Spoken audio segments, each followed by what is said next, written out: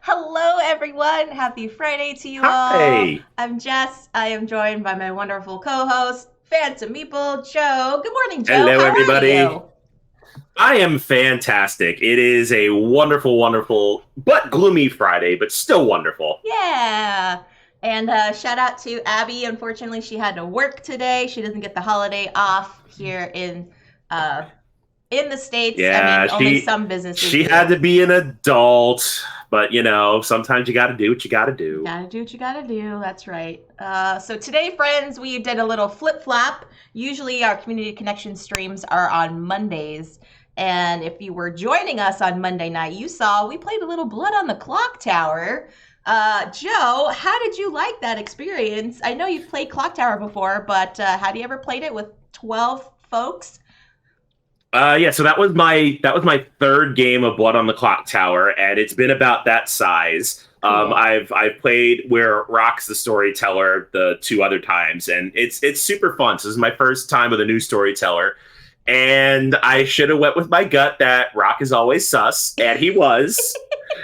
But sort of brand new group, so nobody, really knows anybody. So they Yeah. weren't going to take that at face value. But I knew, and I did go with it. But overall, it was super fun. Like that, I would definitely play with that group again. It was a blast. Yeah, very cool. Yes, we were joined by some folks from the Portland Blood on the Clock Tower group here in my hometown, and also Rock, like Joe was saying, joined us as well for that. It was a lot of fun.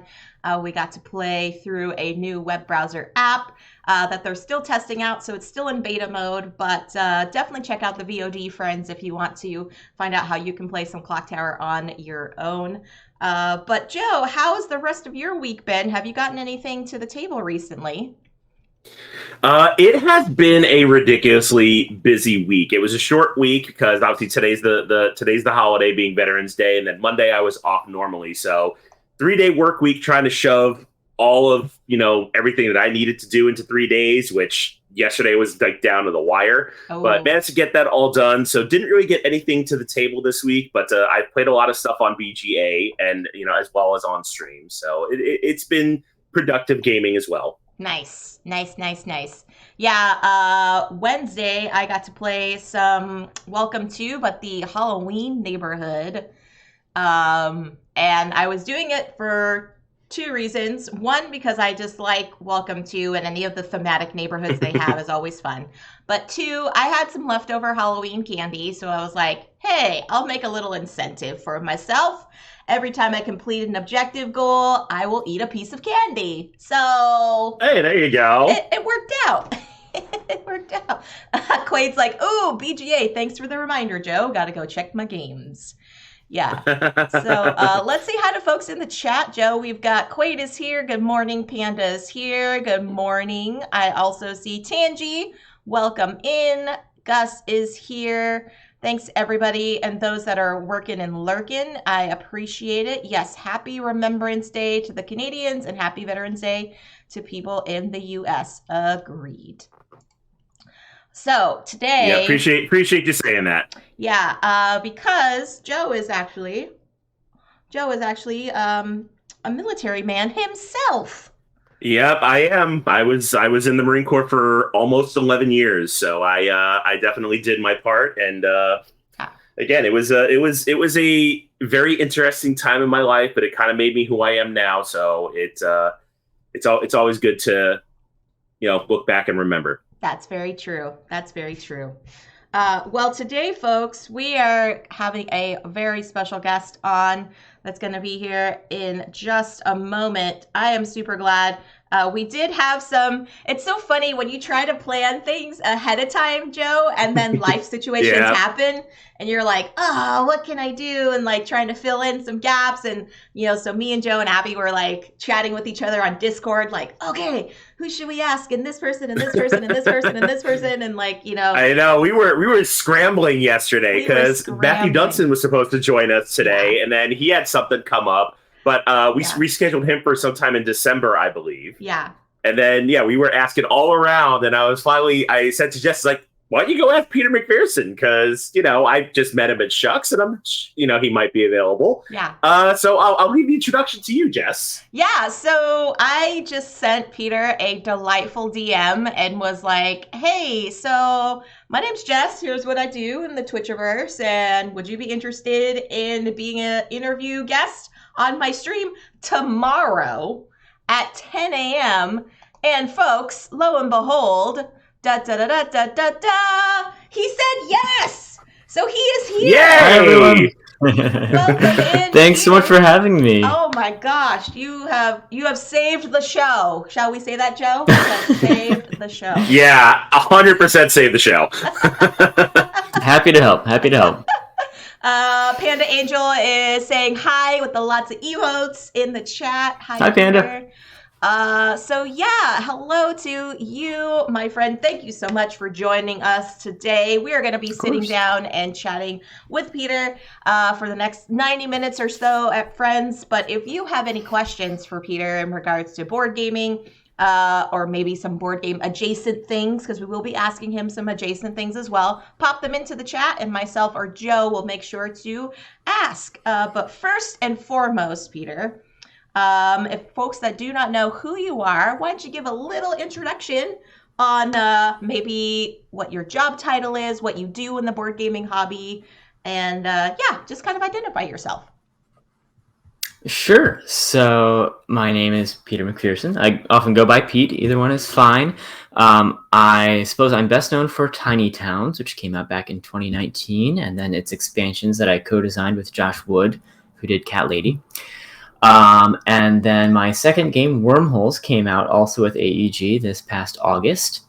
And Fit to Print is my newest design. That one is with Flatout Games, and we just launched the Kickstarter this past Tuesday. So I consider myself to be a full-time board game designer or freelance board game designer, although I do some freelance writing on the side. Sometimes that includes board game rule books. And I'm from upstate New York, and I live with my wife and my 2 cats, and that's who I am. Awesome. Quaid says in the chat, Peter, Tiny Worms to Print McPherson. Is that your new Tiny nickname? Worms to There Print. you go. New name. That's his new username, folks. No longer Peter McPherson. Change my Twitter handle. Change your I mean, I might have to get a Mastodon handle. It sounds like I need to lock down a Mastodon handle, so I'll consider that one. Yeah. It's the way to go here. Cool. Thank you for that introduction. Joe, what do you got, my friend? Yeah, so let's start with the basics. So how did you wind up getting into board gaming? Like, did you do it as a kid? Was it later in life? So my family has always played games, just, together, family game night sort of things, and also whenever we go and visit relatives, it's just a way us McPhersons spend time together between games and jigsaw puzzles. We love jigsaw puzzles. None of that has changed. And as a kid, they were simpler games like Snail's Pails Race, something like that. It's like a roll and move game about racing snails. I remember playing as a kid, some dinosaur game I can't remember. And then I think my dad introduced me to Risk, and I played a lot of Scrabble with my mom.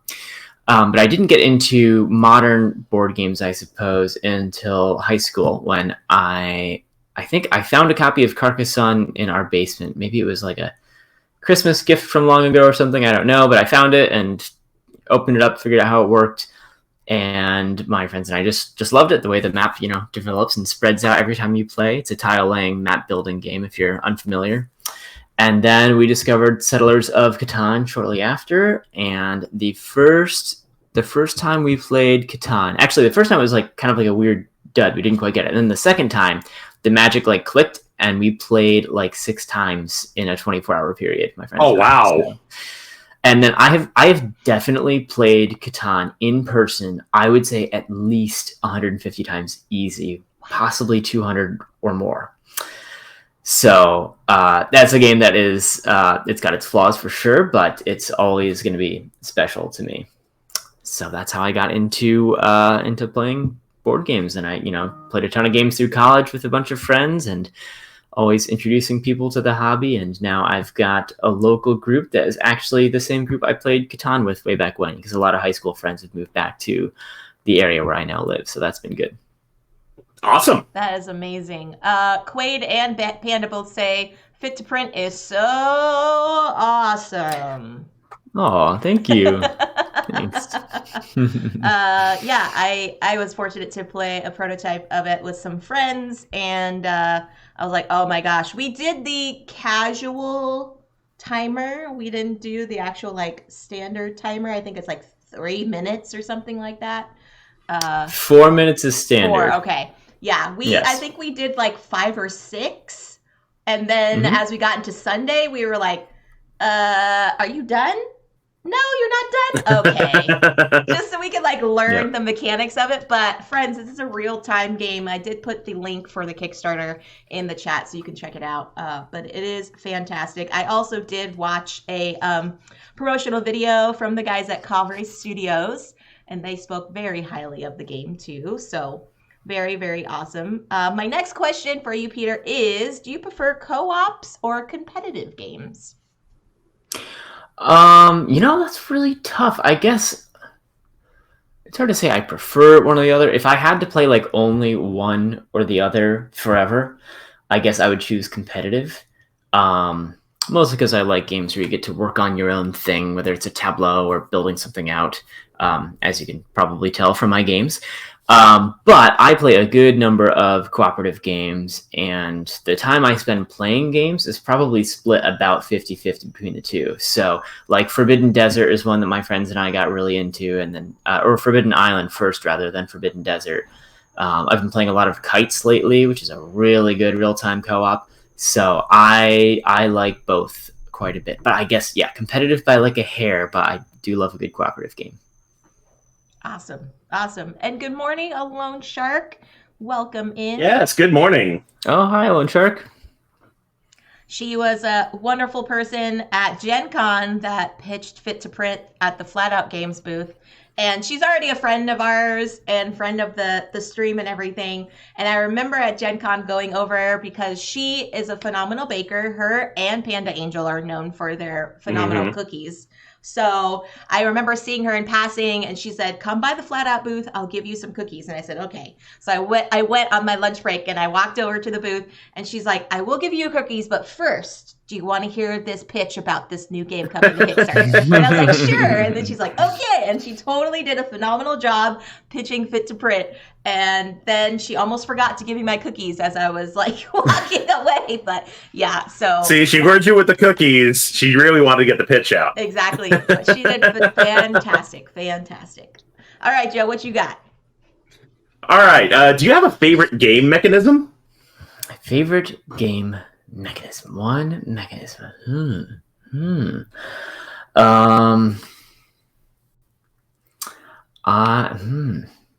I gotta like look at my games behind me and see if anything pops out. Okay, yeah, I guess I would say spatial puzzles, which encompasses a lot, I guess, if we had to get specific, like tile laying, which is maybe cheating because that includes like polyominoes and square tiles, but I'll say tile laying. I have a very spatial brain, as long as it's 2D. 3D, no hope. But 2D, I have a very spatial brain, and every game I've designed has a spatial element probably at its center, you could say. So, yeah, I think what I like about spatial games is that it can be very difficult to like quantify how valuable something is. Like in Patchwork, for example, the tiles have their various incomes and costs, the polyominoes as you're placing them, but the way your board is set up, something could be super valuable to you or not valuable at all. And it's just, I think it's really dynamic and interesting to think about. Okay. Do you have a game in mind that would like fit that mold for you? I mean, like Patchwork, I think is just one of my favorite games. Definitely my favorite polyomino game. It's just so pure and simple and tough at the same time. I just think it's a really elegant design that I'm always down to play. I play against the Uwe AI on the app. If anyone's played the Patchwork app, you know that the Uwe app, he will mess you up Yep. in a way that is like fascinating. Like I love playing against Uwe because there's no randomness in the game after the start, and watching him just obliterate me is like wow. It's like a patchwork deity or something. It's amazing. I did. So yeah, that's my. That's awesome. I did have I did a couple streams like back to back for a few weeks, Peter, when I did the Patchwork app, but I played each of the AIs separately, and I had the exact same experience with the Uwe AI. I was like all of my things in my head was like, I thought I knew this polyomino game. Like, Yeah, I consider myself to be pretty good at patchwork, but Uwe somehow manages to give you like no choices for the whole game. You're just like cornered into like you can either skip a gajillion spaces ahead, which never feels good, or you can buy this one goofy tile that is not really helpful at all, and then it sets Uwe up for this perfect turn. Oh my gosh. yeah. But it's so fun. I love trying to beat that AI. I don't think I ever will. Uh, Yeah, it turns out we know nothing about patchwork. yeah. Yeah. So speaking of Uwe and things too, Peter, do you have a fan experience or someone that you have met famous within the board game hobby that you were like, oh my gosh, it's blah blah blah? Yeah. I mean, there's been several for sure, but one of the big ones for me was when I was first getting into the industry. Sort of, Tiny Towns had been signed with AEG, but it hadn't started development yet. So I was like nervous that they were going to change their mind and not end up making it, which of course did not happen. But I was at Unpub. This was Unpub in 2018, and Matt Leacock was there as the special guest, the guest of honor. And he, of course, designed Forbidden Island and Forbidden Desert and Pandemic and many other things. And I forget whether it was online or whatnot. Maybe it was online. He put out a call for anyone interested in playtesting Forbidden Sky, the third entry in the Forbidden co-op series. And so I said, yeah, I would love to playtest that. And so I got to meet him and got to play his handcrafted prototype, which if you've played that game, you know it's a pretty elaborate construction. It's got an actual working circuit in it that you build over the board that makes this beautiful rocket toy light up and make rocket sounds. It's very cathartic. And he had a functioning one. Like, that's amazing. Oh wow. He had a functioning one with simple wiring, and it's because he could have tested the game without that, but of course he didn't. He had to make the thing, and which is pretty cool. It is an integral part of the experience. But meeting him was awesome. I asked him a bunch of questions, definitely too many questions looking back on it. But I got advice from him on what should I do about the situation with Tiny Towns. And really, AEG, they're a fantastic publisher to work with. They were probably just busy and had other stuff in their schedule. But he said oh yeah, if it's been a couple months, you should send them an email. And I was like, okay, thanks. He at the time was actually working on what is his 3D medieval city builder called? What is that called? It's got beautiful 3D building molds. Era. Errors, yeah. Yes, that. So he was working on that at the same time. So I was like, oh, I actually have a game that looks kind of like that, but plays quite differently, I hear. So he was playtesting that at the table next to the table playing Forbidden Desert or Forbidden Sky. So anyway, yeah, I'm a huge fan of his stuff. He's an extremely nice guy and obviously knows what he is doing for sure. So that was a lot of fun. Very cool. Joe, I apologize. I started jumping ahead and asking a few questions. Oh no, you're you're fine. No, you're fine. So we've got a question from Amanda Panda. What food could you eat every day? And I'll follow that up with, if this was your last day on Earth, what would your last meal be? Oh man. Okay. What food could I eat every day? I would probably say maybe watermelon. Watermelon is just so good, and it's refreshing in the summer, and I've never really had watermelon in the winter because it's out of season, but if it were good in the winter, I would eat it in the winter happily. Yeah, probably watermelon. And then if this were my last day, what would my last meal be?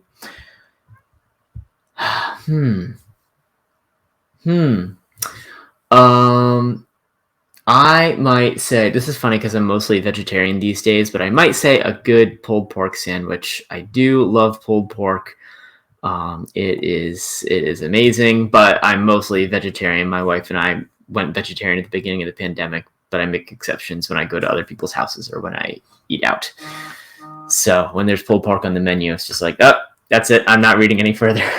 I mean, that's a tasty choice. I can't fault you on that one. Yep. Speaking. Alrighty, Jess, what you got? I was going to say, speaking of food, Peter, do you have a favorite game night snack and beverage? Favorite game night snack. I'm starting coloring now because I don't want to get to the end of this and forget my wonderful coloring sheet. I'm not much of a snacker. I don't really know why, but unless it's like on the table in front of me, I never go like out of my way to get crackers or chips or whatever from the cabinet. But I would say maybe just pretzels. Pretzels are just so nice to have with hummus or just on their own or chocolate covered. Pretzels are great. And then beverage, maybe just like a root beer or something, some sweet soda. So. Do you have a favorite brand of root beer? That's a follow-up. My favorite brand of root beer, there aren't really bad brands of root beer, that's for sure. I would say Barks is a pretty good go-to because Barks has that like crisp, almost minty flavor to it. And then IBC is like a sort of lesser known one that comes in a glass bottle. That's really good. Saranac obviously is amazing. Between those three, you can't go wrong. But like Mug is also great. A&W is great. We have a gas station chain up here in upstate New York called Stewart's that is like beloved to this area and other parts of New York State. And all of their sodas are really good. So their root beer is like amazing. Nice. So yeah, although Shark says picky. Barks because it has bite. It has bite, yeah. And the slogan? It does. Well, so that's one of the slogans, but the other slogan is Barks. It's good. And it's just like, yeah, like no one can deny, like it's good. This is true. I'm not paid by Barks. I'm not affiliated with Barks. Hashtag not a sponsor. All right, so I got another question from chat coming from Gameritis Guy. They asked, while there are obvious influences, what's one thing that's unique that influenced the creation of Fit to Print? So the obvious influences, I suspect, might be referring to Galaxy Trucker, which, yes, I'm a huge Galaxy Trucker fan, and there's a lot of Galaxy Trucker DNA in that game, of course. But the main influence for that game was my wife, Indiana, who is a reporter and an editor at our local paper. So she is almost always my first playtester. She doesn't think so, but I think she has a great mind and eye for design. And so I was like, you should make a game about newspapers because you're so knowledgeable about, all things newspaper and print media. And then I started thinking about how it would work, and I was like, okay, I maybe have an idea for a newspaper game. Is it okay if I make a newspaper game? And she was like, yeah, of course. I don't think she ever had any intentions to actually make one of her own. But so, yeah, it's very much inspired by her and her job, and I'm able to ask her, through the whole design and development process, I could ask her questions about, like, is this the right, terminology here, or does this make thematic sense? So that was a theme first design from the start, but I knew it had to be real time because her job is so frantic, and last week she was telling me she literally said like stop the presses, like that's like a thing that happened. You stop the presses because someone's last name is wrong in this photo, and we've got to make a correction before it gets out there. So she's been a huge inspiration and a great just knowledge base of newspaper to have through the design of this game. Oh, that's really special. I like that. Yeah, very special. Yeah. Indeed. Mm-hmm. Yep, and it's like her favorite game of my designs by far, which is cool. Yeah, that's very, very cool. So another question from chat, Peter. Tangipu says, if you had to give 3 tips to a person wanting to get into board game design, what would they be? How many tips was that? 3. 3 tips. Okay. Wanting to get into board game design. I would say my first tip is to make the game that you want to play.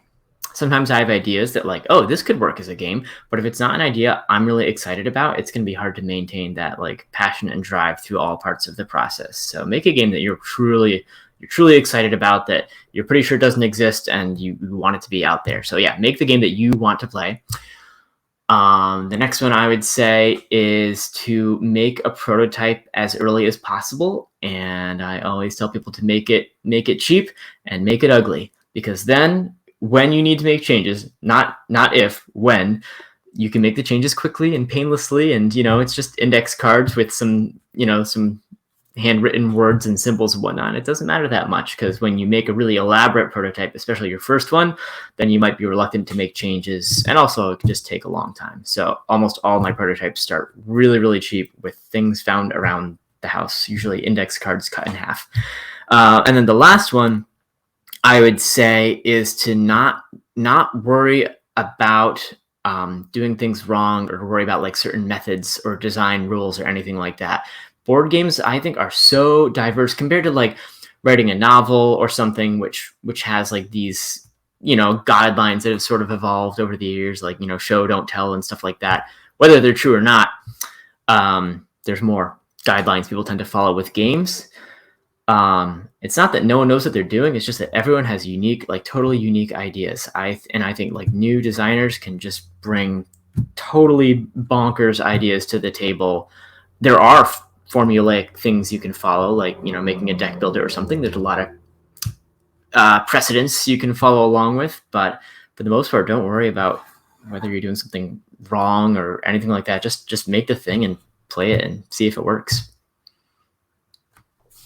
That's awesome. We have a couple folks to say hi to in the chat before we continue on. Welcome in, Gameritis Guy. Bonzinator is here, and she says, Pete! So, hi, Bonds. Time Roller I can hear her voice in my head. Yeah, right? Time Roller is here. Cowabunga Friend is here. Welcome in, everybody that's hanging out with us. We are chatting with the wonderful Peter McPherson here on Community Connections. Joe, what do you got? All right, going back into the chat from Quaid Rain, where did the idea for the 12-player fit-to-print variant come from? It's so fun, but not something I would have obviously thought to do. What's really funny about that is I looked back at my fit-to-print notebook, because I love taking notes on game ideas before I actually make them into a prototype, just to get thoughts out there. And the very first thing that I wrote down is like, okay, fit-to-print. The name came later, but newspaper game. And I said it's a real-time game with teams. One person's the reporter, one person's the editor. And I completely forgot until like last week that was the first idea. And then before I even play tested, I was like, okay, maybe it's not team-based, maybe it's individual. But apparently, I don't remember this, but apparently the team variant was my initial idea. So, and I only went back to that idea a couple of months ago, because we're coming up with all these different variants. We had a bit of space in the rule book, and I was like, I wonder if I should try out that team variant. So I play tested it with my wife, which playing with just two of us, and there's no competition, so it doesn't quite work. So the first like proper playtest was actually at Shucks. Kovray was there, both Ilya and Tyler were there, and they were part of that, and that was great. And Emma Larkins was there, and some other folks, Flat Out, of course. And it just worked really well. So for those who aren't aware of it, normally fit-to-print is one person sitting down making a newspaper in real time by, arranging tiles. But in the team-based mode, you've got two separate tables, one of which has the tiles that you need. The other one has the newspapers. So the editors sit down, the layout editors sit by their papers, and the reporters have to go back and forth carrying the 3D cardboard desk, going to the other table, putting tiles on it, as many as they like, and then going back and forth as frequently as they like to give tiles to the editor. So the editor players are like shouting, like, I need like a blue skinny small piece and stuff like that. And it worked astonishingly well from the start. Probably, I guess, because that seed of an idea was in my head the whole time. So thanks, past Pete, even though I don't remember that. I mean, that's so unique. I mean, you never really hear of games of that high of a player count. So that's really fantastic that you came up with that. Yeah. Yeah, thanks. I'm really happy with it, and it's 12 out of the box. It's 12 with one box of fit to print. We're probably not going to put 1 to 12 players on the box because it's a variant. It's not the primary way you play, but you do only need one box. And if you want to combine 2, then you can have 24 people. So go for it. That would be awesome. Yeah. That would be an epic game. Totally epic. Another question. All right, just to you, my dear. Oh my gosh, we've got so many questions in the chat. I love it. Please keep them coming, friends. Cowabunga friend says, hello, everyone. Hello, Peter. Question, what was the biggest challenge you had during the process of creating Tiny Towns? Anything that you loved but had to leave out because of playtests or for other reasons? So I would say getting the player interaction right was difficult for a long time, for a really long time. There were shields that covered your town, so you couldn't get too spiteful with what resources you named, and you couldn't see what other people were working on. You didn't know how filled up their boards were. In fact, that's how the game was when I pitched it to AEG. And then months later, when we started developing it, I just told them the shields are gone. Also, there's a thing called monuments now, because monuments also weren't in the game, which is now hard to imagine. But yes, because I am I guess I fall into the Care Bear category of gamers, where I don't like doing nasty things to other players. I don't like take that games generally. So I didn't want Tiny Towns to have a bad, spiteful feeling to it. That's probably why the walls were there.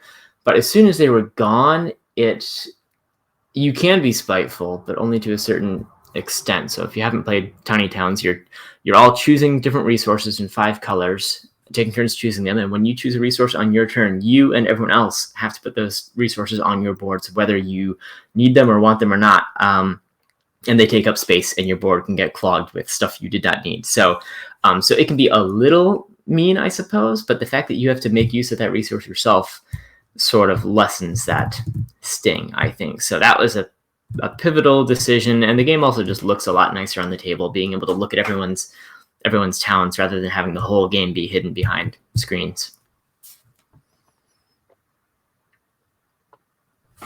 Very cool. Joe, what you got? Yep. Very awesome. All right, time for my favorite question. I have loved asking every person we've interviewed this. It's such a great question. Okay, do you still consider yourself a player first, a designer second, or has the creative process overtaken the hobby aspect of gaming for you? Oh, it definitely hasn't overtaken the hobby aspect. I think about design as I play, and I think about interesting parts of the game or things I maybe would do differently. But when I'm playing games, I'm very much I'm playing games. I'm having fun with friends or family. And playtesting to me is so different from playing a game. You're supposed to, generally play kind of logically and, do the thing that makes the most sense. Whereas when I play games normally, I'm like, oh, this is going to be hilarious. I'm going to try this and see what happens, which of course is also important in playtesting, but most of the time you got to be kind of efficient, try to win as much as you can rather than doing some goofy thing because it's funny. So those are very different for me. And it's funny how I'll have periods where I'm playtesting a lot, but I'm not playing games casually a lot. And that just makes me hunger so much for a regular game night. I just want to I don't want to offer feedback or think too hard about the game itself. I just want to play and have fun with it. So I probably spend about an equal time doing both, more or less, but neither has overtaken the other, I would say. All right, fantastic. Jess? Yeah, cool. There is a nice comment in the chat from Gameritis Guy. He says, I just want to say that while the niche of newspaper-related board games is small, Fit to Print is the first to really get me excited for it. The closest to me was Penny Press, but Fit to Print encapsulates the pressure of laying out a paper. Cool. Well, thank you. That's great. Yeah, I definitely wanted to capture the feeling, the stress, the imperfection of making a newspaper, because last minute things happened and no front page is ever exactly as it was intended to go in the first place. So very cool. For example, I told this story at at Shucks, but my wife was recently working on a section of the paper that she was the editor for, and she thought there were going to be 2 pages of ads in the section, and the ad department told her a couple days before, it's 12. It's 12 pages. And she's limited in the number of pages she can have in the section. So it was like, okay, because once you've paid for ads, you are obligated to those people. So anyway, yeah, I wanted to capture the franticness, the imperfection, the mistakes. So yeah, I'm really glad to hear that. Thank you. And I will let's get down to some controversial topics, Joe. Are we ready for this? Yeah, I think so. Let's go. Peter, do you have a favorite game designer? A favorite game designer? I would say, and you can't say yourself. I would not. I am not my favorite game designer. my games are not my favorite games. Probably Uwe Rosenberg. I think he just does a really good job with elegant, simple games, and he does a really good job with big old deck of card games where every time you play, you're seeing new stuff. So it's funny. I don't even really have that many of his games. I've got like Agricola and Patchwork and A Feast for Odin, which I'm playing next weekend with friends, and I'm very excited about. But I just really admire all of his designs, and I think he's spatial puzzles. He's got a lot of good spatial puzzles. And I would also say Wolfgang Warsch is up there because all of his games just have like that one zany idea that really makes the whole thing hum. I think The Mind is just like, oh my gosh, that game is so clever, so fun with every group I've ever shown it to. And Quacks of Quedlinburg, even though I'm pretty sure I am the least lucky Quacks player in the world, because it's got to be someone, right? I think it's me. I think I am the least lucky, but I still love that game, even though I never ever win. Oh my gosh. Peter, with those 2 names, we're definitely going to have to find each other at PAX U and play a game, because Wolfgang Warsch is like, he's like the top of the top of the top for me, and Uwe has to be top 5, like guaranteed top 5. So yeah, we can, we'll bust out Caverna. How about that? We'll bust out some Caverna. I've never played. I'd love to.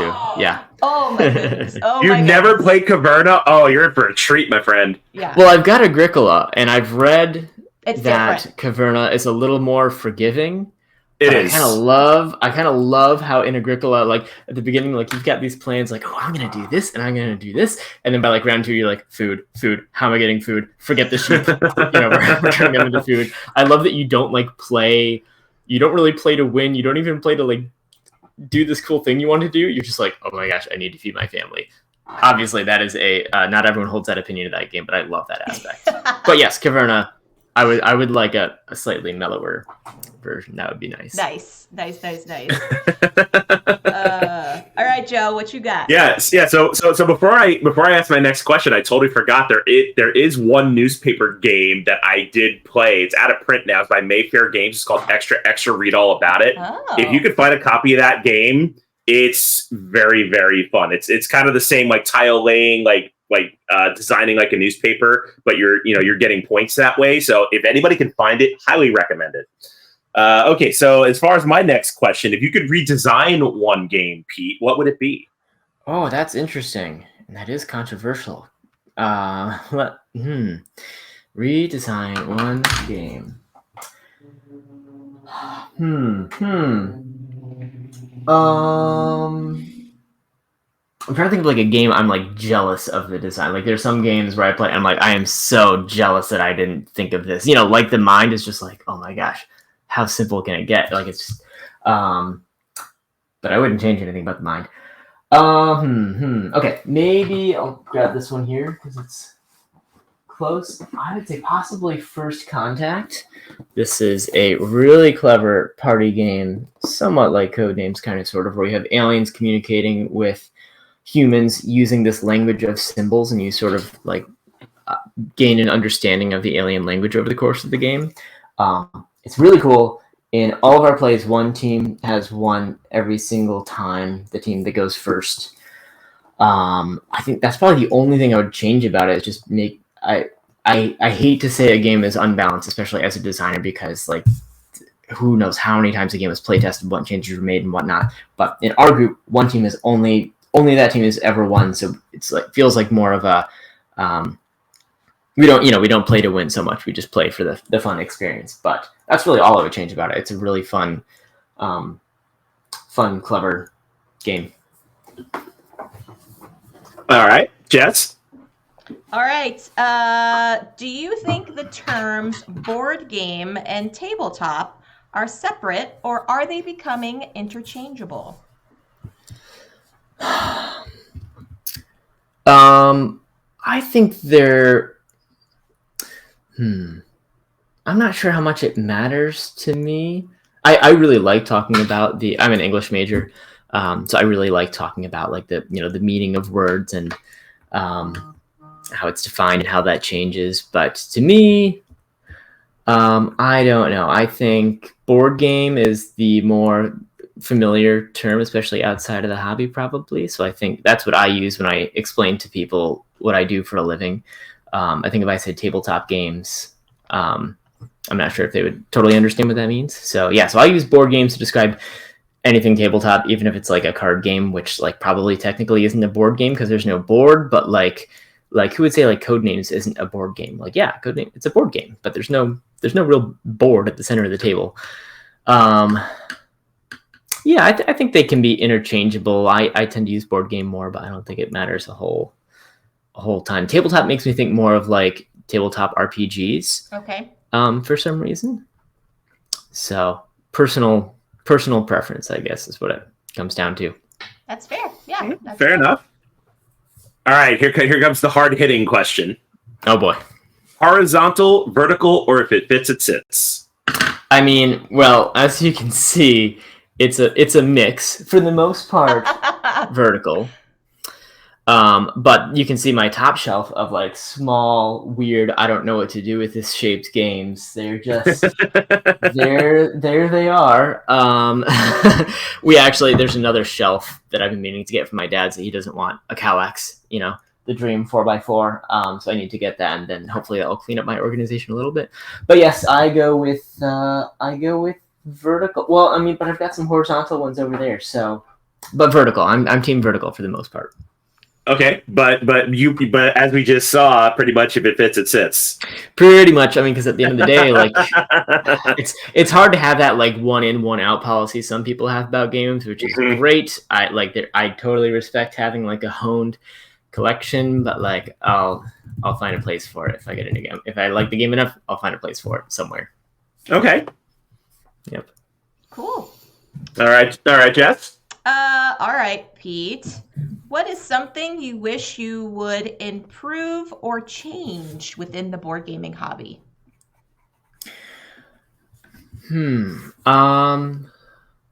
There are things to change for sure.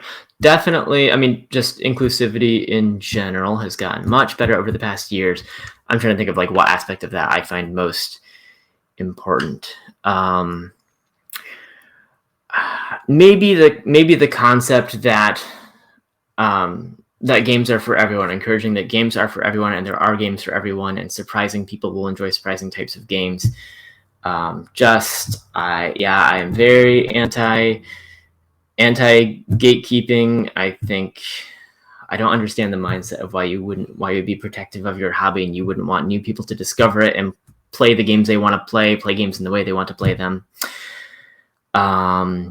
So I just want as many people as possible to be welcomed to this awesome hobby. And then also, especially among publishers and the games you see, like who the designers are and whatnot, I wish that were more diverse, and I think it's getting there. But I think you see a huge variety of people working on games, designing games, but that's not the case for published games. I think it's changing and it's getting better, and I hope that continues for sure. Well said. Hear, hear. Thanks. All right, Pete, deep down in your heart of hearts, which are you more partial to, simplicity or complexity? Simplicity. I would say simplicity. I like when a game gives me as few choices as possible, but they're agonizing. Like back to Patchwork. Each turn, You've got 3 choices, 3 tiles you can take, 4 if you consider skipping ahead being a choice. And boy, are those not easy choices. Or like the new Seven Wonders Architects has just a streamlined version of Seven Wonders, which is really a fairly complicated game in my opinion. And this one is so much simpler. The choices are, you've got like 2 cards to choose from every turn. You've got 2 cards where you can take a random card at the top of the deck. And that's just great. I love a good simple game that really gets you thinking. Or like No Thanks. No Thanks is another game of every turn you've got 2 choices. Do you take the card or do you not take the card? That's it. And one of those choices is very, very wrong, and it's hard to tell which one that was until it's far too late. So yes, I'm definitely team simplicity, but I love big old deck of cards games like Agricola with that giant stack of like occupations and minor improvements and all that stuff. Just the mystery of like, I've definitely never even seen all the cards in the basic decks in that game. I haven't even opened the advanced deck and the interactive deck. So I respect complexity, but in general, simplicity is more my thing. Okay. Well then, I feel like I'm being really cautious. I'm being really cautious with my answers. I keep on saying like, kind of this one, but both. So feel free. Right. I mean, hey, that's okay. Yeah, there's no wrong or right way to answer these. So all just out of curiosity. Okay, Pete, what is a game that you will never play again? Ooh, interesting. Definitely something long. I believe that if a game is 4 hours long, it needs to be more than 4 times as fun as 4 1-hour games. It's got to be worth it. That's my opinion. So I would almost always rather play a shorter game, like 45 minutes to an hour is my sweet spot, but I like really short games too. So a game I would never ever play again. I'm not sure if there's one I would truly. Once again, I'm going halfway in all these answers. No, I'm gonna pick one. I'm gonna pick a game I'll never play again. I keep on trying to like look back at my collection, but how would that help me? I don't own a game I'll never play again. I mean, you might own it. I don't know. I don't own it.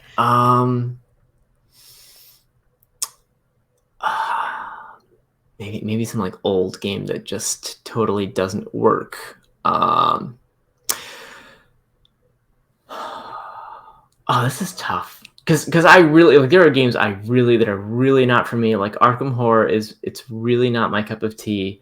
I understand when people find it fun. I would really, really prefer not to play that long game. But I still would play it again if I'm with a group where everyone wants to play Arkham. Like I don't want to be the person who spoils their plans. So okay.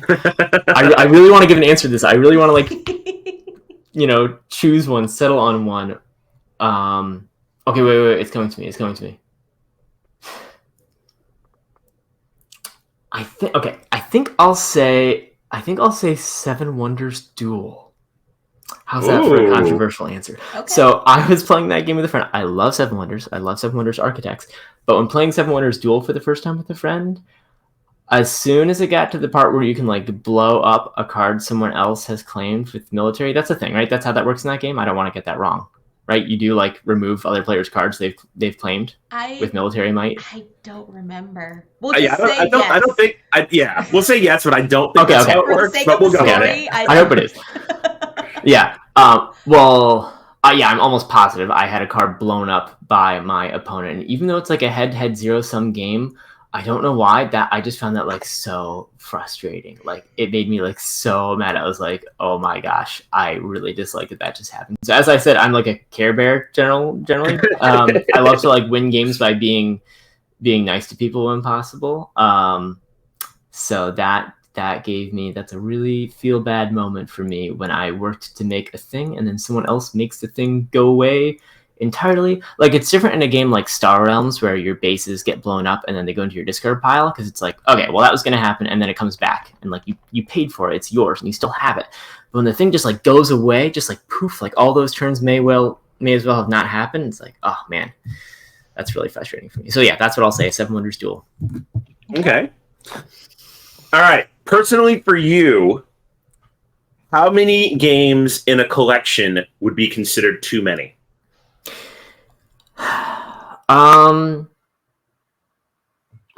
For me personally, I'm going to say like 500. I think right now, according to Board Game Geek, I could pull it up, but I'm not going to check. I probably have like around 150 or 200, which is probably fairly small compared to many people who are really into the hobby. I do trade games away, and I try to make note of like what hasn't been played in years. I'll get rid of that one. But as I said before, I don't have a hard like 1 in, 1 out rule. But once it gets like 500 games, I mean that's a lot. You're going to find a lot of overlap there. I try to, when I have 2 games that fill the same space, I try to choose between one of them if possible, and maybe trade the other one away. And also, like, I can only hold so many game rules in my head. If I have 500 games and I like ask someone like, yeah, pick a game to play. Like I can say that about my collection now, and there's very few games where I would have to like let me sit down for a while with the rules and flip through it and figure out how all this works. I know the bones at least of most of my games, and I can like teach half of them without looking at the rules. I would say half of them. But 500, there is no way I have space for 500 game rules in my brain. Like, I've said to friends lately, if I've already reached the point where, like, when I learn a new set of rules, that just means another game set of rules is getting pushed out of my brain. I don't even know which one. I won't know it until I sit down to play it. But it does happen sometimes. I sit down, I'm like, oh my gosh, okay, I really do need to flip through the rule book a little bit here to remind myself, like, how a turn even works. So, yeah, 500. That's the... I will definitely eat my words someday, but for now, 500. That's the limit. All right, that's a good solid number. I'm like right, thinking about like mine. I'm like, have I reached 500? No, I have not reached 500. Yeah, I think I'm sitting at like 3 and change, so yeah. I've got a pretty decent amount. We've got some decent amount to go. Okay, Pete, do you have a favorite or a dream publisher that you would like to have publish your game? Like, it would be awesome if my next game was published by X company. Yeah, so let's see. I'm trying to think if there's any reason I'm not allowed to say this. I don't think so. I would say Oink Games, because simplicity, of course. Their games are just like, oh man, those little boxes, they look so great. They're such well-designed products. The games are so brilliant. I love Deep Sea Adventure and Nine Tiles Panic and A Fake Artist Goes to New York. I haven't been disappointed by an Oink game yet. I would love to work with them, and I'm allowed to say it. I'm pitching a game to them at PAX Unplugged. I think I'm allowed to say that. I hope. Cool. There's no agreement of any sort there, but I am so excited. Hey, well, good luck on that. Hopefully, something pans out. Thanks. Awesome. Yeah, I'm just thrilled. Very cool. Very cool. Fantastic. All right, so we got a question in the chat again from Quaid Rain. Is there a game built around a mechanic you don't enjoy, but you love the game? Like, I'm not a fan of Meeples on a Map area control style games, but I love Inish. Yeah, that's a great question. Well, I think I'll say Star Realms that I mentioned before. I don't have very many combat-oriented games at all in my collection. I really don't. But in Star Realms, because it's head-to-head, because the goal is blowing up your opponent, because everything that you blow up goes into your opponent's discard pile and they get it back, it never feels personal. It never feels like truly nasty. I think because the game is so singularly about blow up your opponent's stuff. So there's no other game that I've found yet that I enjoy where you're playing cards that deal damage to opponents. So that is a weird exception. It's also just a really solid deck builder, and I do enjoy deck builders. Yeah, I am definitely a fan of deck builders myself. Like the granddaddy of the deck builder, I still love Dominion, even though it's old, but it's still a go-to for me. I will always play Dominion. Always. I love that game so much. Yep. Yeah, I think it's the one game that I have that I keep up to date. And they're on like expansion number 14 now or something wild like that. Yeah, they are up there. I wish there was a way to get just like the basic cards that don't really add any new rules. I don't know why. I'm like a purist when it comes to deck builders. I want it to be like just cards, no tokens. So whenever there's a card that adds like a mat or like a new type of token or something, I'm like, I just want like just cards. So I wish I could buy just those parts, because each expansion has like 15 cards that are just like vanilla, no new rules, and then 10 cards that are really, really bonkers new rules, and that's a lot for my brain. Like I've been playing on my phone the app, and I haven't bought any of the expansions, but they make like one random expansion free every week or month or something like that. Mm-hmm. And I was playing like Nocturne or something recently, and I was like, okay, I'm a very experienced Dominion player. I definitely have like hundreds of games of this under my belt, but like my brain is going in a way that is unpleasant, trying to figure out like how I'm gonna like, play this card that upgrades into this card, and like there's hexes. I was just like, so yeah, I'm a bit of a purist when it comes to yeah, that. I almost think Donald Vaccarino just went like experimental with some of those expansions. Like, let's see if this works. yeah, and I get that, and it probably does work. It's just so much for my brain to think about, and I just want like coins and actions and card draws. I don't know. All right, Jeff, back to you, my dear. Okay, Pete, do you game design for yourself or for your potential audience? I would say I mostly game design for myself. I like to think. Well, that makes it sound selfish, doesn't it? But I make games that I wish existed, that I think I'm going to truly have fun playing this game 150 times, because I'm definitely going to play it at least 150 times. But I make them with the hopes that I am not that unique, and there are many other people like me who will also like this type of game. So, of course, a little bit of both, because I do make games and I think about them a lot as a product, like what's it going to look like, what's, like what I want in the box cover, even stuff like that, even though a lot of that comes up to the publisher's decisions. But I do think a lot about what the player experience is going to be, and I try to make it as fun and enjoyable as possible for as many people as possible. But like, okay, so Fit to Print, for example, it's got some rules that some people are not going to like the ad revenue rule. The player with the lowest ad revenue at the end of the game, you cannot win. You cannot win the game, and ad revenue doesn't even give you any points. So that is a really weird rule, but it's really special to me, and I made sure that rule stuck around in the game, and that's not for everybody. I'm really happy that rule's in there, and it seems like it's resonating with people, that rule in particular, which really makes me happy to hear. But if you try to design a game for everyone, then you either make a game that I think is just okay, or you end up alienating the people who are initially drawn to it. So like Fit to Print, I tried to make it is a real-time game first and foremost, but it's got these other ways to play. But I really made it for fans of real-time games rather than for people who don't like real-time games. Like, I'm going to try to convert them. That's hard to do, I think. That was a bit of a long-winded answer there, but no, that was fine. Like we love hearing the stories. It's great. Yeah. Okay, cool. All right, let's ease it up a little bit. Is there a game that you would recommend to somebody who's never played a quote unquote hobby type game before?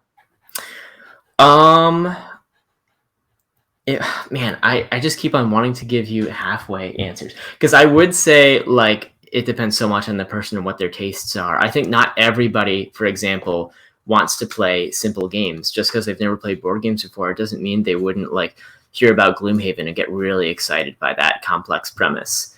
Most people probably enter at the simple games level, but I think people are entering the hobby in the places where they are comfortable, and that's awesome. You should play the games that excite you. But if I had to pick one, maybe Ticket to Ride. Ticket to Ride it's very simple. The goals are extremely clear. You've got the short-term goals of get 3 red cards so you can claim this route, and then the long-term goals of complete this ticket. And it's just so clear. The tension is there the whole time. In fact, I would even say Ticket to Ride New York, because it's the smaller one that takes 15 minutes on the New York board, one of several of the small ones that he's released. And boy, does that game get to the essence of what is fun about Ticket to Ride fast. Because for me, the fun part of that game is all about looking at the board and realizing oh, someone has put trains there? Well, that is very, very terrible for me, and I'm going to have to go way the heck around. I love that moment, because I like when your plans are dashed in games personally. So yeah, I think Ticket to Ride it's really obvious, the tension and the goals and how to play and all that stuff. That's what I would say. All right. Pete, that was so good funny. Answer. So funny, oh man, someone took my train route. I would be furious. What the heck? Oh, I still get furious. you're just like, Oh, I get furious too, man. but I mean, and I don't know why, like, stuff that you built getting blown up rubs me the wrong way, because that's just like a hard like undo. But someone claiming a root before you, it can mess up your plans real good. But it's not something that you worked for that was taken from you. It's not your trains being removed from the board, which would be awful. Yeah, it was. That would be awful. It was just so sweet how you said it, though. You're like, oh man. I was like, no way. Like, flip the table. I love it. Yeah. Oh, it's so fun. And then when you pull it off and you get to explain to everyone, like, because my brother put this one train here, I had to go all the way around, Yeah. Oh, yeah. I've had plenty of those Ticket to Ride moments, and I'm just like, all right, I got some choice words for you, but I'm not going to say them. Yeah. Cowabunga friend put some table flip emotes in the chat. I love it. Love it. Oh my gosh. Yeah. Alone Shark says, it both upsets me, but also it's likely that I forgot what my plan was anyway, so I got to get over it pretty quickly. Shark. That is true. We love you, Shark. Yeah, we do. And also happy belated birthday, because it was her birthday yesterday. True. Happy birthday. Yeah, Shark. All right. Is it me or you, Joe? It is you, Jess. All right. Okay. I'm gonna throw you a softball. We're coming down from the controversy train here, Pete. What is your go-to player color? I'm so bad at giving you single answers. I really mix it up though. I like red, I like green, I like white, I like black. Those four I tend to pick a lot. I don't pick blue often, which is probably good because blue is like a lot of people's favorite color. When there's a weird color in a game like purple or pink, I like to pick that one. It's part of why we put purple in Wormholes, because purple is just such a rare color in games. But yeah, green and red are my two main ones. Yeah, I think maybe it reflects my mood, like red when I'm feeling aggressive and green when I'm feeling a little more passive and friendly. All right, let's go back to the chat. Quaid asks, is there an IP you would love to design in?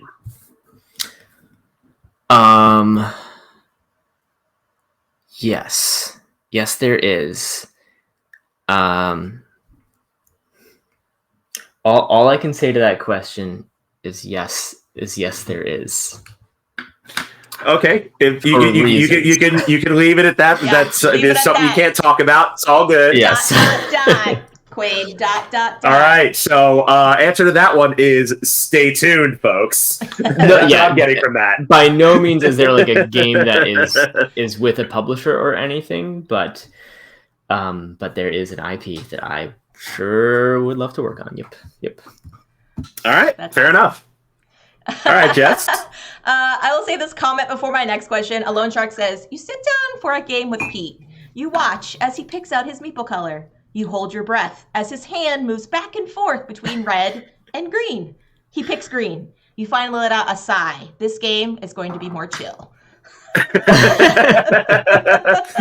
that accurate? Yeah, I mean, yeah, I think so. It's probably like more a subconscious decision than anything. Yeah. It's not like me like picking like I'm gonna be aggressive. I'm picking red. But yeah, there's something to it. I think it's accurate. Yep. Okay. All right. Awesome. All right, Jess. So let's see, Pete. What are 5 games you would take with you on a weekend getaway? 5 games. It's such a good thing this game shelf is behind me, because when I don't have my games nearby, and I'm asked like what my favorite game is, I'm like, my favorite game. It's like that moment in SpongeBob when he forgets his own name and all the little SpongeBobs are running around in his head trying to figure out what his name is. Okay, 5 games. What was the context again? 5 games I would bring on a weekend trip? Yes. On a weekend getaway, yep. Weekend getaway, okay. 5 games. I would bring... I'm going to say Kites, even though this one is very new to me. I've been playing a lot of Kites, and I think it's a really, really good real-time co-op game. Okay, that's what. Kites. I would bring Kites. And then for a long, like really settle into it game, I'd say Isle of Skye. I love Isle of Skye, especially like selling the tiles to players and trying to guess how valuable it is to them. Quacks of Quedlinburg, because that game is just pure fun. No thanks. No thanks. It's great with a range of player counts, and it's just a really, really tense little game. And then, okay, I've got one more. What games do I like? Lots of them.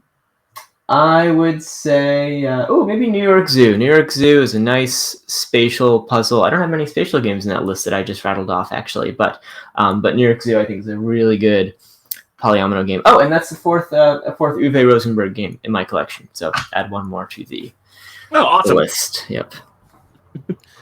Fantastic. All right. Do you have a routine when you work on creating or designing a game? Like, do you have like a ritual or anything? Ritual. Sort of. I mean, so when I have an idea at first, it's mostly coming to me in little snippets and I'm just writing down notes. And when I say coming to me, it's not like a out of the blue. It's more just like a I don't know. I wish some certain game was out there and I don't know anything like it, so I decided to start working on it. But games mostly start as like just little notes in my phone, me just writing down little ideas whenever I can. And then once I realize like, okay, I think I have enough stuff here, there's enough substance, I'm going to write it down in a notebook and start a page for it in my notebook. I really love, I don't do like bullet journaling or anything fancy like that, but I do have a game design notebook. And I just love that feeling of like starting a fresh page, like game design. Yep. And I only start a new section for a game when I think this is something I'm very likely to work on. So that is the closest thing I get to a ritual. I actually just did this right before the stream. I had an idea I've been thinking about for the past couple weeks, and I'm like, okay, I think I'm excited enough about this, and I have enough there. I'm going to put it in the notebook and write down all the ideas I have, and then hopefully start working on it. So that is my main routine ritual, putting the game in the notebook. Fantastic. Jess? Yeah, along those lines, Pete, is there a particular time of day that is ideal to get the creative juices flowing for you? I've only recently realized that it's quite late at night. It's really late at night. I love when it's like 10:30 and I put on a show. Like I've been watching Star Trek: The Next Generation for the first time. I'm new to Star Trek. I've just discovered like, oh man, it's such a good cozy show. I love it. So these days I have Star Trek on and I'm working on design like super, super late and it feels great.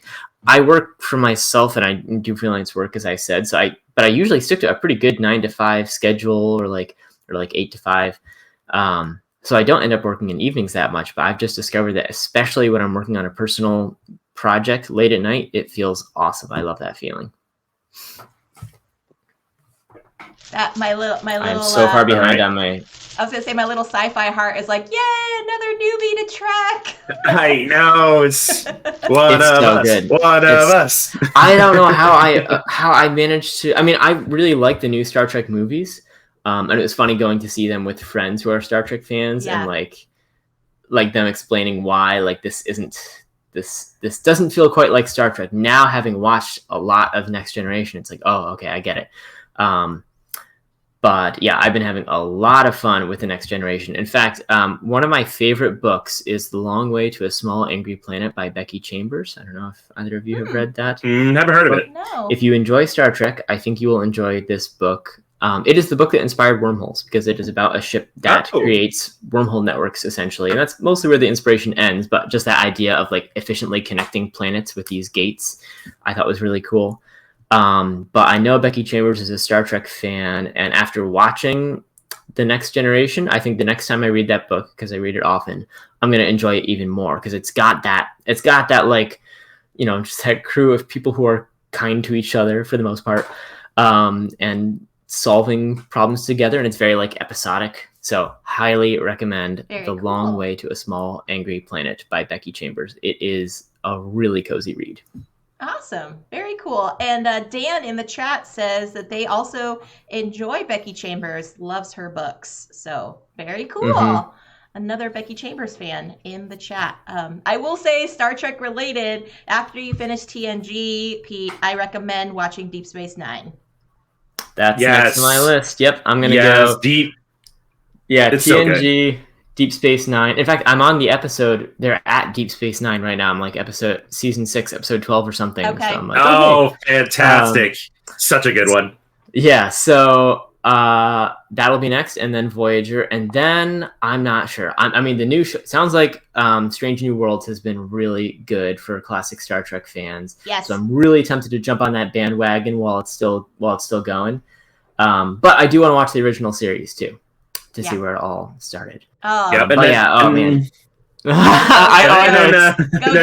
good. I'm just saying you need to watch Picard as well if you're really enjoying Next Gen. Okay, yeah, I mean, yeah, Jean-Luc Picard is such an entertaining character to watch. I just watched the episode where, I guess I'll say this without spoiling it for anyone in case they haven't watched this show, where he has an opportunity to correct a mistake he made in his youth. Do you know what episode I'm referring to? Oh, yep, I do. Yeah, Q was involved. That episode was great. It showed such a range of acting from him. The fact that he is this, how old is he? Late 40s, but he's playing his teenage self, and he does that really well. And then he does this like sort of insecure, unambitious version of himself really well. Mm-hmm. And like the fact that he pulls that off, that you can see Picard as like sort of meek and unambitious, is like he's so charismatic. How does he do that? How does he shift into that mode? So yeah, it's wonderful. It's wonderful stuff. Quake, yeah, his range is fantastic. It is. Gotta love me some Sir Patrick Stewart. I mean, he's a Shakespearean actor, so like it makes sense, right? Of course he's good, but he's really good. Yeah. Quaid says Strange New Worlds is amazing. James says, Pete, welcome to the Star Trek family. Star Trek is life, and he also says Strange New Worlds is pure gold. So there we go. I can't wait. Can't wait. And I hope you have enough hours in hand over the holidays, because you can also add in Discovery if you want to as well. Yeah, Discovery. Yeah. Throw in that into your timeline. Okay, I know people have like said mixed things about it. It sounds like, but I'm intrigued. Yeah, but like first and foremost, finish the TNG, and then definitely Deep Space Nine. Like go through the originals. You know, that kind of timeline, and then if you want to jump into some new content, it's gonna throw you for a loop, because if you watch the original series and then go into Strange New Worlds, it's gonna throw you for a loop because of the cinematography between it. It's essentially the same time frame, but it's gonna throw you for a loop when you're like, wait a second, why is the CGI so much greater in this one? I mean, I've seen some trailers.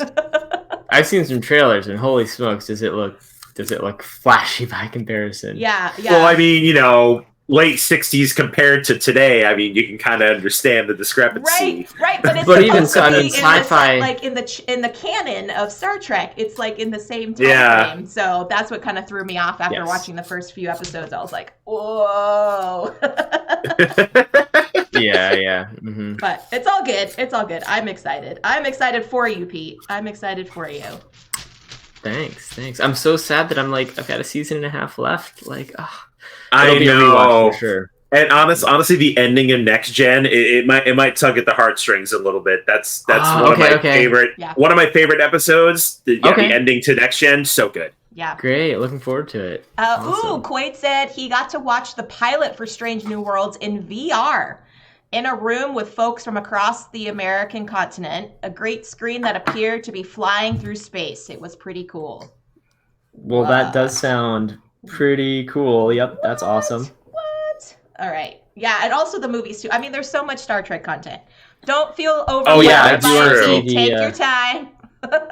Okay. Yeah, the 6 original movies are great. The 4 Next Gen movies are also fantastic. Yeah. So you have plenty of content to binge on, my friend. I mean, Star Trek's been around for 50 plus years now. So you've got something like that. You've got some time. Mm-hmm. Some time. Cool. All right, I think we are at that moment. My dear you think so? Joe. All right, let me go get our friend, because he's been on vacation, so he might be a little tired from his trip. But I'll go check on him. In Hawaii, he was calling in last time from his vacation in Hawaii. And friends, now is the point of the show that we like to call the Sir Lipton, Phantom Lipton questionnaire. Some rapid fire questions for our guest here. You can answer them as truthfully as you want. There are no right or wrong answers, Pete, and you can defer them as much as you want to. Alrighty. This is just a nice little funsy closer that we say with our guests on these streams here. that a lot of folks enjoy. But I will let Sir Phantom Lipton kind of give you a little background on how that came to be here. We got some more Trek comments in the chat. Quaid says, "There's so much Trek, but don't let it stop you designing games, Pete." I won't. I mean, I designed wormholes well before I'd watched any Star Trek, which is kind of funny looking back on it. I just don't know how no one sat me down and forced me to watch that show by this point, by any of the shows, watch any of the shows. But anyway, oh wow, who is this? Let me introduce to you the man, the myth that is. He's not a myth anymore because he's here in person, friends. It is Sir Phantom Lipton. Hello, Jesse, Peter, pleasure to see you both. A pleasure. Yeah, so I guess I could take off the sunglasses now because I'm back from my vacation. It was wonderful. Can't complain at all. Hawaii treated you well, I see. It did. Got a little bit of color, relaxed a little bit. It was fantastic. Can't complain at all. Very nice. All right. So for those who don't know about the Sir Phantom Lipton questionnaire, James Lipton, Professor Dean Emeritus at Pace University, would ask these questions of his guests on Behind the Actor Studio. So I have taken that questionnaire, molded it to fit our audience, and we're going to go ahead and do this. So, Peter, feel free to answer honestly. If there's anything you don't want to answer, feel free to just let it go, and we'll go on from there. Are you ready, sir? I'm ready. All right. What is your favorite board game? Roll for the Galaxy. What is your least favorite board game? Seven Wonders Duel. Okay. What board game makes you feel the most happy? The Mind. What board game makes you feel the most sad?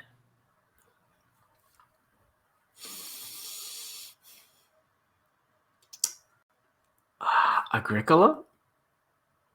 Okay. What board game components do you love? Polyominoes. What board game components do you dislike? Plastic minis. Okay. What board game is so bad that its name should become a curse word? Oh, man.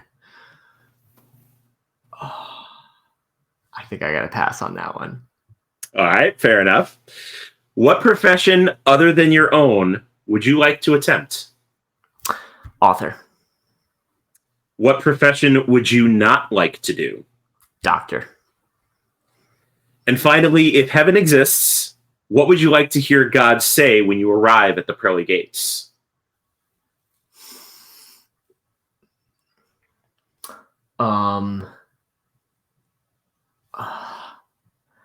I think I'll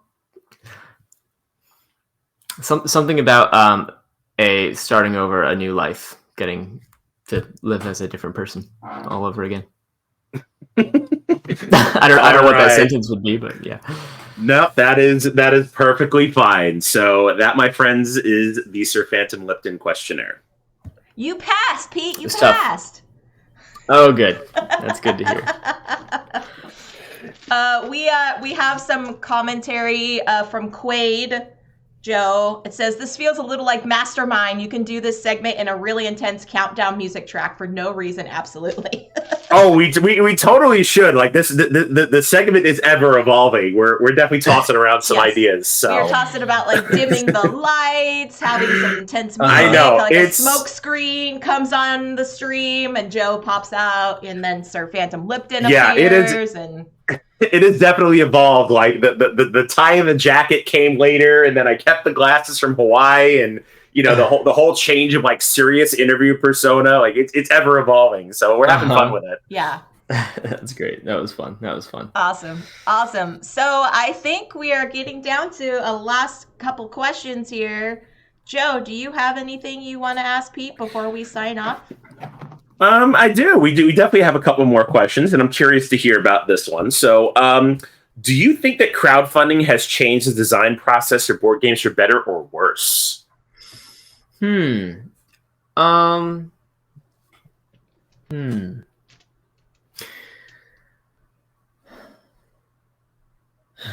I guess I. Oh man, I sort of want to say worse. I sort of do, but I'm not extremely keyed into crowdfunding. I've only crowdfunded a few games myself, maybe because I just like the immediacy of getting a game from the store or getting it in the mail in a couple of weeks. But I think a lot of Kickstarter games tend to be very deluxeified, and I am not extremely interested in that. So I think sometimes crowdfunding can push games in directions that are flashy but don't make for better games. Like I mentioned, plastic minis. I don't love gigantic plastic minis, or like super deluxeified versions of games. I don't think it. I don't think it's a bad thing per se, and I don't think it's bad if people enjoy that. Of course, that people should have fun the way they want to have fun. But I don't think deluxeifying and blinged out games is. I don't think that makes games better. That's what I'll say. Okay, that's fair. Like I can understand from some standpoints about putting in better bits from like Kickstarter to retail. Like I get that, but what really like I'll say grinds my gears, for lack of a better term, is where they have like Kickstarter exclusives that are like expansions or whatever. It's like if you came up with this after the fact, why don't you just put it in the game? And at retail, you may never get these exclusive game bits, whether it's helpful or hindrance to the game or not. Just put everything in there. Like, give me a complete product. Yeah. I agree with that completely. Yeah. All right, Jeff, back to you. Yeah. So, Pete, do you remember the last game or item that you backed on a crowdfunding campaign? Yes, I backed Stonewall Uprising by my friend Taylor Schuss. I did not. I didn't do the full back for a copy of the game, but I donated to the campaign. But yeah, that was the last one. That's an awesome project that he's worked super hard on, and it's so different and so cool. So yeah, that was the last one I can recall backing. Very nice. And both Panda and Cowabunga Friend agree with you, Phantom, and what you said. Awesome. And I'll add a slight modifier to that there are some Kickstarter exclusives to Fit to Print. They're not full-blown expansions. They're a couple of tiles. So full disclosure, we may have, a small version of that. Fair enough. Fair enough. Yep. I have not finished this coloring sheet at all. I guess I'll show you like what it looks like so far. I included some some elements from my games. There's the hammer from Tiny Towns and stuff. Yeah, that's awesome. It's okay that you haven't. You can finish it at your leisure and send it to Jess. There's no need to finish it right now. Yeah. Great. Well, now I've got this coloring project because sometimes I really want a thing to do with my hands. I'm not in the mood for like reading or video games. I just want something to, something calming. Put on another episode of TNG and just color. Yeah, there you go. Just go. Sounds lovely. Time Roller says Fit to Print was the last game he backed on crowdfunding. Oh, thank you. Very, very cool. All right, Joe. Awesome. I think I'm good, Jess. What about you? Yeah, I think this pretty much sums it up. This has been fantastic. So, Pete, before we let you go, besides Fit to Print, what is coming on in your schedule over the next few weeks, months? Are you going to any conventions soon? You have anything in the works that people can look forward to? I'm going to PAX Unplugged, which I'm very, very excited about. It's my favorite convention, I would say. It's big, but it's not scary big like Gen Con can be. 20,000 people thereabouts in Philadelphia. So yeah, I'm going to PAX Unplugged with a bunch of friends. We've got an Airbnb, and I'll be at the Flat Out booth and the AEG booth, those two, almost the whole time. And it'll be a great time. I'm really excited about that. Very, very cool. So yeah, if anyone is going to be in Philadelphia next month, be sure to stop by the Flatout booth, and maybe Pete will be there. Maybe you can get him to play a game with you. Maybe the Mind, maybe some Agricola. Who knows? Who knows? Yeah, or Who Caverna. knows? Or Caverna. Yes, and Alone Shark is going to be there. Alone Shark will be at the Flatout booth as well. So that is very true. Very, very true. All right, Joe, what do you have coming up, my friend? So later today at 4:30 p.m. Pacific, I'll be playing Flamecraft along with Abby from Lucky Duck Games on my channel. So feel free to come by, hang out, and check it out. It's the hotness lately, no pun intended. No pun intended, but pun intended there. But pun intended. Yeah. For me, friends, this is wrapping up my streaming week, but I will be back here on Monday at 7 p.m. Pacific for another version of Community Connections. And this time around, we're going to have the wonderful John DeClaire chatting with us. So stay tuned for that, friends, on Monday, 7 p.m. Pacific time.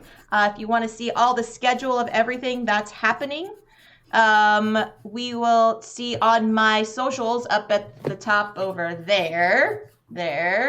Yes, over there. I know where to point when I'm looking at my own stream. At Jess_CCG there.